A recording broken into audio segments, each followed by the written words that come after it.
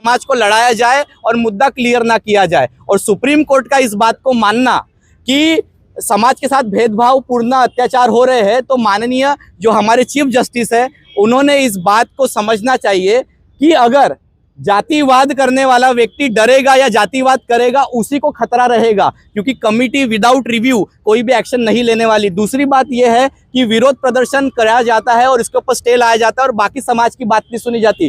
तो लड़ाई तो यही है कि समाज में जब तक बहुजनों की सत्ता नहीं आएंगी, आपके लिए जुडिशरी काम नहीं करेगा। जुडिशरी का निष्पक्ष होना इस देश में बहुत महत्वपूर्ण है, पर इस देश में जब तक शासनकर्ता जमात जो है वो आपकी नहीं होंगी, आपका प्रतिनिधित्व आपका नहीं रहेगा, सुप्रीम कोर्ट में आपके फेवर में बात रखी नहीं जाएंगी, तो कमजोर समाज का प्रतिनिधित्व करने वाला कोई मौजूद नहीं है। तो बिल को भी कमजोर करने का काम 100% तरीके से होगा। इसीलिए अपनी जो बाजू है वो सही तरीके से नहीं रखी, इस कारण से लग गया। सरकार ने अपनी बाजू सही तरीके से नहीं रखी। उन्होंने हमारे जो ब्राह्मण भाई है उनके बीच में एक मिसकंसेप्शन फैलाया है और ब्राह्मण समाज में सिर्फ वही लोग इसका विरोध कर रहे हैं जिन्होंने बिल पढ़ा नहीं है।